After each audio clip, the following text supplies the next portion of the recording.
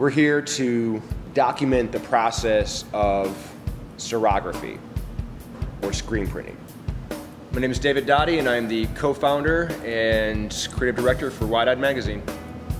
This serography is a term that's usually reserved for printing paper, which is my favorite medium to print on. It creates really dense, rich color. Unlike lithography is offset printing. It's a far more commercial, mass-produced, no hand involved, very technical. It's how the magazine will be printed. And it's also a fantastic and fascinating print process. This, however, is really breaking it down to a craft, to very tactile, very hands-on, and it has a mind of its own. Some of the most current, I guess, famed screen printers: Shepard Fairey, Coop, Tim Biscuit, Kozik. These are all guys that have used this process in various means throughout their careers. I got fascinated by it. I became fascinated by it when I first saw Warhol's work, and then I saw photographs of Warhol pulling a squeegee across something on the floor, and thought, that is just amazing.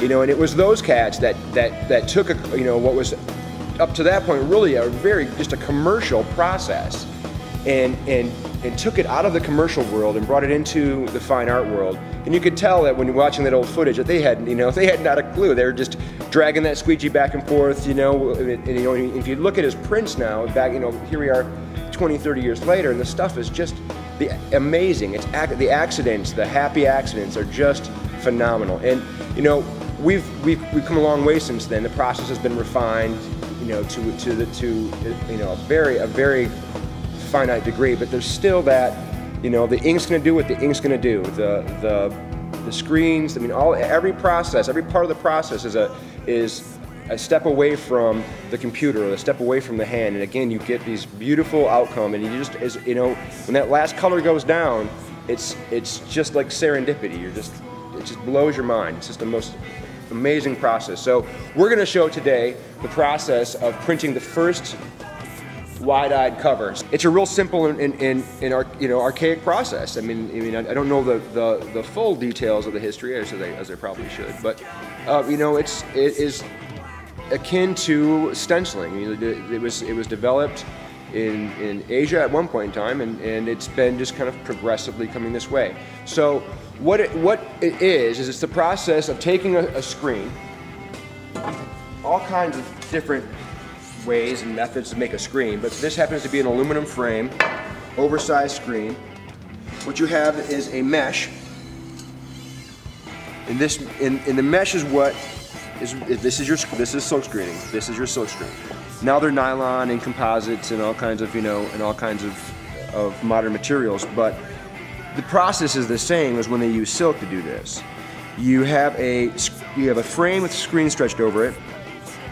You then coat the entire screen with a photosensitive emulsion, which basically blocks out all the mesh. So now you're starting with a blank canvas or a blank stencil.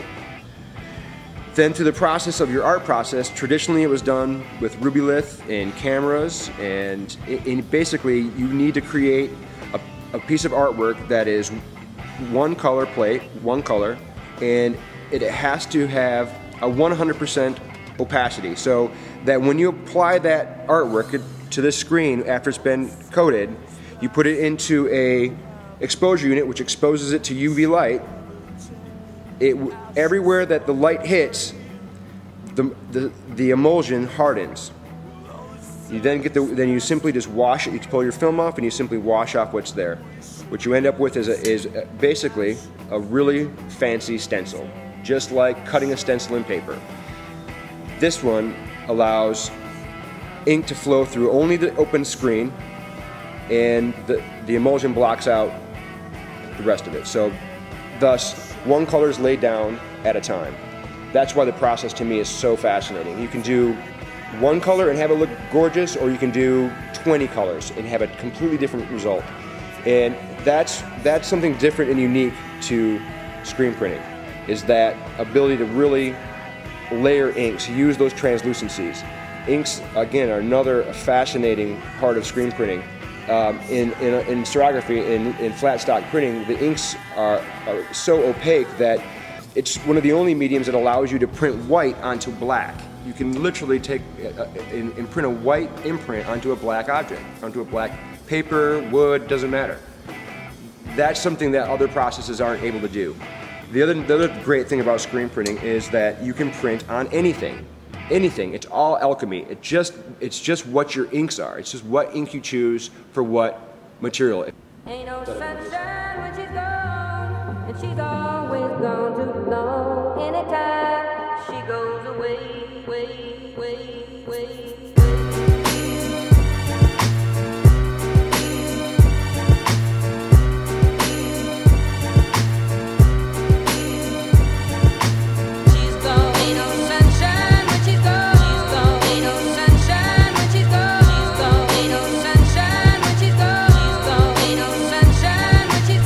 When I first met you, I knew not to fall too deep. Lovers call like sirens and the fall is steep. So I played it cool, put my feelings on the back burner. Made up rules in my mind, concealing like a crack burner. Soon rules start to bend, cause she's getting under my skin and I don't wanna pretend to be just friends. I'm here for something more, but I know if I open that door, it could lead to more than what I bargained for. Unease and unrest, the love squeeze to sun-kissed by dove sweeps and sunsets. My love speaks but loveless. She hugged me but shrunk back like love seats with thumbtacks. She does see but won't look me in the eyes now. What's that? It must be my mind playing tricks on me. Cause she loves me, it wouldn't ever get sick of me. I lay my heart down beside my sleeping beauty. Awoken and instead of no goodbye, I signed yours truly. She's gone, ain't no sunshine when she's gone. She's gone, ain't no sunshine when she's gone. She's gone, ain't no sunshine when she's gone. She's gone, ain't no sunshine when she's gone. I miss you, I moved on. I miss you, I moved on. I miss you, I moved on. I miss you.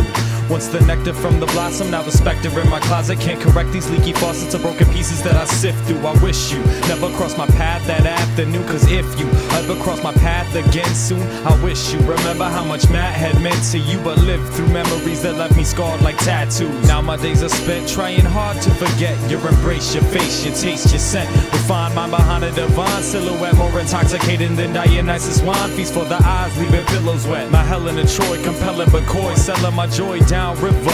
How is a fellow supposed to get over you when you're the mountain with no road in view? When you left, you took my soul with you. She's gone, ain't no sunshine when she's gone. She's gone, ain't no sunshine when she's gone. She's gone, ain't no sunshine when she's gone. She's gone, ain't no sunshine when she's gone. She's gone, ain't no sunshine when she's gone. She's gone, ain't no sunshine when she's gone. She's gone, ain't no sunshine when she's gone. She's gone, ain't no sunshine when she's gone. Now I'm exposed to the elements, cold chills to my skeleton, cold swills from the bottle to fill the hollow that you left in. Instant when I put this heart rendering message in before I let it coast on the ocean, pouring down my chest rested chin. Raise these drenched cheeks so I can test the wind and pray this scent speech will bring you back again. Requiem dreaming over these violins. Died once and to be with you I'd soon die again. You were the fruit from the tree that made the arrows Cupid shooting at me. Too good to be truly the last tango in Paris for me. Who could see you leaving passion stuff like candles and breeze? When you find what we had without screaming your read. You were my all, my heart, the moon, the sun, the stars. It just seemed too soon to end, now we're apart.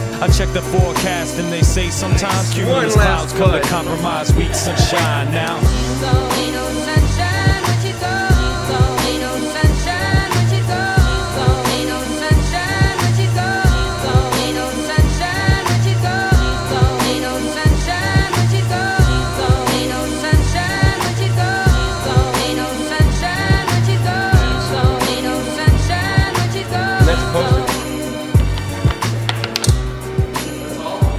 That's all your shipment's gone.